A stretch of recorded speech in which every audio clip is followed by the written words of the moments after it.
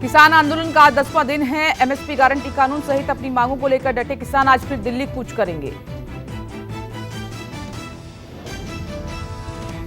अंबाला के शंभू और खनौरी बॉर्डर पर किसान नेताओं ने भरी हुंकार। मंगलवार शाम शंभू बॉर्डर पर प्रेस कॉन्फ्रेंस कर किसानों ने जाहिर किया दिल्ली जाने का इरादा।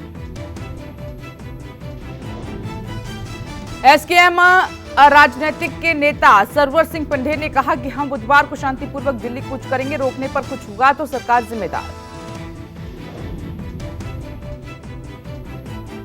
शंभू और खनौरी बॉर्डर पर प्रशासन के बनाए अवरोधों को तोड़ने की तैयारी। पंजाब से पोकलेन मशीन लेकर शंभू बॉर्डर पर पहुंचे किसान। पोकलेन मशीन के जरिए सीमेंट की दीवार और लोहे की कील तोड़कर दिल्ली कूच की तैयारी। हरियाणा पुलिस ने भी बढ़ाई सख्ती, कई लेयर की बैरिकेडिंग। शंभू बॉर्डर पर पहुंचे बड़ी बड़ी पोकलेन मशीनों पर आंसू गैस के गोले भी रहेंगे। बेअसर सूत्रों के हवाले से खबर है कि बुलेट प्रूफ है पोकलेन मशीन। सरकार ने किसानों से की सुलह की अपील। केंद्रीय कृषि मंत्री अर्जुन मुंडा ने की किसान संगठनों और किसानों से शांति बनाए रखने की अपील। कहा कि बातचीत से सुलझ सकता है मामला। केंद्रीय मंत्री अर्जुन मुंडा ने किसानों से एक बार फिर बातचीत की मेज पर आने की अपील की है। मुंडा ने कहा कि आपसी चर्चा कर शांतिपूर्ण समाधान निकाला जाना चाहिए। हम सब शांति चाहते हैं और सभी खुशहाली के लिए ये सुनिश्चित करना चाहते हैं कि हम सब मिलकर के समाधान ढूंढें और ऐसे विषयों पर हम गंभीरता से विचार करें। केंद्रीय गृह मंत्रालय ने पंजाब सरकार को लिखा पत्र। किसानों को दिल्ली कूच करने से रोकने के निर्देश। राज्य में बिगड़ती कानून व्यवस्था पर जताई चिंता। अंबाला पुलिस ने पोकलेन मशीनों के अज्ञात ड्राइवर के खिलाफ दर्ज किया केस। पोकलेन मशीन चलाकर सरकारी संपत्ति को नुकसान पहुंचाने की मंशा रखने का आरोप। संयुक्त किसान मोर्चा ने केंद्र सरकार के प्रस्ताव को ठुकराए जाने का किया स्वागत। आज बीजेपी और एनडीए सांसदों के निर्वाचन क्षेत्र में देशव्यापी विरोध प्रदर्शन का आह्वान। एसकेएम ने 9 दिसंबर 2021 में हुए समझौते को लागू करने की मोदी सरकार से मांग की। पीएम मोदी से कहा कि किसानों से किया अपना वादा पूरा करें। यूपी के शामली में हुई किसानों की महापंचायत। बतौर मुख्य अतिथि शामिल हुए बीकेयू के राष्ट्रीय प्रवक्ता राकेश टिकैत। मोदी सरकार पर लगाया बड़े उद्योगपतियों के मुताबिक नीति बनाने का आरोप। किसानों को दिल्ली जाने से रोके जाने पर बोले टिकैत, हमें दिल्ली जाने से रोकने वालों को किसान 2024 में सत्ता में आने से रोकेंगे। किसान आंदोलन के बीच जमीन अधिग्रहण के उचित मुआवजे को लेकर दिल्ली कूच कर रहे किसानों को पुलिस ने रोका। मानेसर में 50 से ज्यादा किसान हिरासत में भी लिए गए। महाराष्ट्र विधानसभा में मंगलवार को मराठों को अलग से 10% आरक्षण पर लगी मोहर को मनोज जरांगे पाटिल ने किया खारिज। जरांगे अपने समर्थकों के साथ आज करेंगे अहम बैठक। कांग्रेस पार्टी के बैंक अकाउंट फ्रीज मामले में आज आईटी ट्रिब्यूनल में फिर सुनवाई। पिछली सुनवाई में कांग्रेस और यूथ कांग्रेस को आज की मिली थी राहत। साल 2018-19 का आईटी रिटर्न भरने में 45 दिनों की हुई देरी पर आईटी विभाग ने फ्रीज किया था खाता। कांग्रेस पर लगाई थी 210 करोड़ की पेनल्टी। दिल्ली की राजधानी कोर्ट में मनीष सिसोदिया की नियमित जमानत की दायर याचिका पर अहम सुनवाई। कोर्ट आज फैसला करेगा कि सुप्रीम कोर्ट में लंबित क्यूरेटिव पिटीशन के बीच जमानत याचिका पर सुनवाई हो सकती है या फिर नहीं।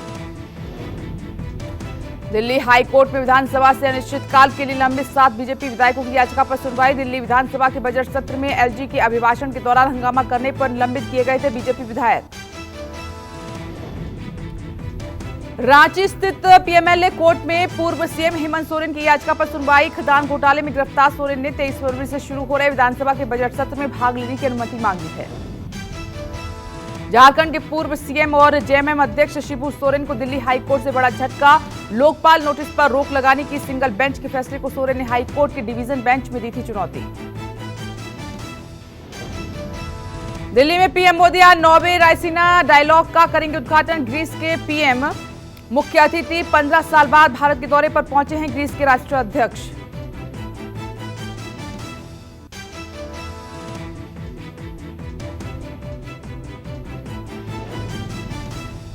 यूपी में इंडिया गठबंधन का टूटना लगभग तय। सीट शेयरिंग पर सपा कांग्रेस की संभावना खत्म होने के संकेत। कांग्रेस प्रदेश अध्यक्ष अजय राय की वाराणसी सीट से सपा ने बनाया सुरेंद्र पटेल को प्रत्याशी। यूपी में लोकसभा चुनाव के लिए सपा ने मंगलवार को 5 प्रत्याशियों की तीसरी लिस्ट जारी की। बदायूं से शिवपाल को मैदान में उतारा, कैराना से इकरा हसन को टिकट। यूपी के बदायूं से धर्मेंद्र यादव का कटा पत्ता। धर्मेंद्र को कन्नौज और आजमगढ़ सीट का प्रभारी बनाया गया। बागपत के मनोज चौधरी होंगे चुनाव प्रभारी। के मौजूदा सांसद धर्मेंद्र यादव का कटा टिकट। सीट शेयरिंग पर कांग्रेस को सपा की 2 टूक। जितनी सीटें दे सकते थे उतनी दे दी। 17 सीटों पर गठबंधन करना है तो ठीक, वरना अलग होंगे रास्ते। कांग्रेस 22 से 25 सीटों पर ठोक रही है अपना दावा। कांग्रेस से गठबंधन पर बोली डिंपल यादव, लगातार वरिष्ठ नेताओं से बातचीत हो रही है। कुछ होता है तो पता चल जाएगा, गठबंधन पर कुछ होगा तो बताएंगे। यूपी में राज्यसभा चुनाव के लिए समाजवादी पार्टी ने जनसत्ता दल लोकतांत्रिक से मांगा सहयोग। अखिलेश का नेतृत्व लेकर राजा भैया से मिले सपा प्रदेश अध्यक्ष नरेश उत्तम पटेल। राजा भैया के 2 विधायक हैं। समाजवादी पार्टी से संबंध को लेकर राजा भैया का बड़ा बयान, कहा कि 28 साल के राजनीतिक जीवन का 20 साल मैंने सपा को ही दिया है। मेरे लिए सपा सिर्फ सियासी दल नहीं है। चंडीगढ़ मेयर चुनाव पर सुप्रीम कोर्ट का बड़ा फैसला। सुप्रीम कोर्ट ने कुलदीप कुमार को घोषित किया मेयर। सुप्रीम कोर्ट ने मेयर चुनाव के नतीजों को किया रद्द। मेयर चुनाव में बीजेपी को लगा बड़ा झटका। सुप्रीम कोर्ट ने रिटर्निंग ऑफिसर अनिल मसीह को ठहराया गड़बड़ी का दोषी। बीजेपी के दोबारा चुनाव की मांग को भी किया खारिज। सुप्रीम फैसले के बाद दिल्ली सीएम केजरीवाल का हमला। बीजेपी को बताया लोकतंत्र का चोर, कहा कि बेनकाब हुई बीजेपी। लोकतंत्र बचाने के लिए सुप्रीम कोर्ट का आभार। पंजाब सीएम भगवंत मान ने चंडीगढ़ में चुनाव पर आए फैसले को बताया सत्य की जीत। मान ने सुप्रीम कोर्ट और चंडीगढ़ की जनता का जताया आभार। चंडीगढ़ में चुनाव पर आए फैसले के बाद राहुल गांधी का तीखा हमला। एक्स पर पोस्ट कर कहा कि अनिल मसीह तो सिर्फ मोहरा है, पीछे पीएम मोदी का चेहरा है। कांग्रेस की पूर्व अध्यक्ष सोनिया गांधी, बीजेपी अध्यक्ष जेपी नड्डा और केंद्रीय मंत्री अश्विनी वैष्णव राज्यसभा के लिए निर्विरोध निर्वाचित। सोनिया राजस्थान, नड्डा गुजरात और अश्विनी ओडिशा से चुने गए। राहुल गांधी एक बार फिर अमेठी से चुनाव लड़ सकते हैं। कांग्रेस महासचिव जयराम रमेश ने कहा कि अमेठी के लोगों को 2019 में गलती का एहसास है। स्मृति ईरानी ने दी है राहुल को अमेठी से चुनाव लड़ने की चुनौती। राहुल गांधी के अमेठी से दोबारा लड़ने के संकेत पर स्मृति ईरानी ने दी प्रतिक्रिया। मैदान में राहुल के दोबारा आने की खबर से मैं खुश। अमेठी की जनता और मेरे समर्थकों को भी बेसब्री से इंतजार। बिहार की पूर्व मुख्यमंत्री राबड़ी देवी ने कहा कि पिछली बार नीतीश कुमार ने पलटी मारी थी तब वे खुद ही आए थे, हमने नहीं बुलाया था। तेलंगाना में लोकसभा चुनाव की तैयारियों में जुटी बीजेपी। मंगलवार से शुरू हुई बस यात्रा 2 मार्च तक रहेगी जारी। राहुल गांधी की भारत जोड़ो न्याय यात्रा आज कानपुर पहुंचेगी। राहुल गांधी यात्रा में शामिल होंगे मड़ौली कांड का पीड़ित परिवार। 13 फरवरी 2023 को मड़ौली में प्रशासन की लापरवाही से हुई थी मां बेटी की जलकर मौत। लखनऊ पहुंची राहुल गांधी की भारत जोड़ो न्याय यात्रा। भारत जोड़ो न्याय यात्रा का मंगलवार को था 38वां दिन। राहुल गांधी बोले गरीबों को नहीं मिल रहा न्याय, देश में फैल रही है नफरत। सपा अध्यक्ष अखिलेश यादव का आज मुरादाबाद दौरा। लोकसभा चुनाव की रणनीतियों पर पार्टी कार्यकर्ताओं के साथ बैठक। अस्पताल में भर्ती संभल सांसद शफीकुर रहमान से भी करेंगे मुलाकात। पश्चिम बंगाल पुलिस ने सिख पुलिस अधिकारी को खालिस्तानी कहे जाने को बताया आपराधिक कृत्य। बीजेपी नेता पर प्रदर्शन के दौरान सिख अधिकारी को खालिस्तानी कहने का है आरोप। बिहार में स्कूल के टाइम टेबल को लेकर नाराज हुए सीएम नीतीश। एसीएस के पाठक को फौरन आदेश निकालने का फरमान दिया। सुबह 10 बजे से 4 बजे तक चलेंगी क्लास। गोरखपुर में आज 80 एकड़ में विकसित होने वाली आवासीय योजना का सीएम योगी करेंगे शिलान्यास। एसटी इंटरनेशनल की प्लास्टिक कंपनी की भी रखेंगे आधारशिला। केंद्रीय सड़क परिवहन मंत्रालय ने लाइसेंस पर दी बड़ी राहत। ड्राइविंग लर्नर्स और कंडक्टर लाइसेंस की वैलिडिटी 29 फरवरी तक बढ़ाई। ऑफिशियल साइट में तकनीकी खराबी की वजह से बढ़ी मियाद।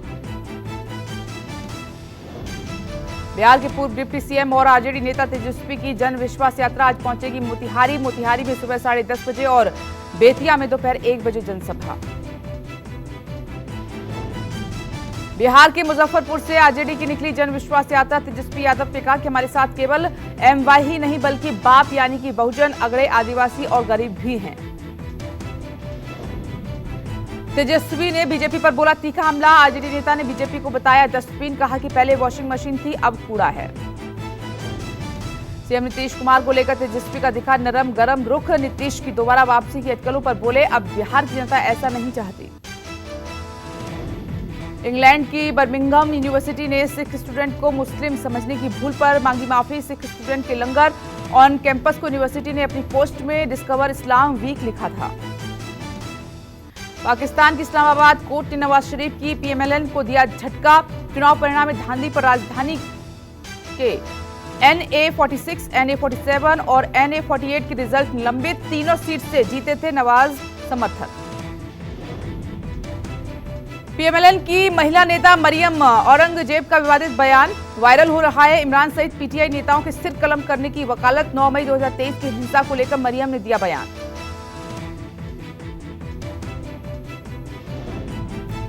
अंतर्राष्ट्रीय कोर्ट में फिलिस्तीनी इलाकों पर इजरायली कब्जे के खिलाफ सुनवाई। इजरायल की लेबनान में हिजबुल्लाह के ठिकानों पर जारी है बमबारी।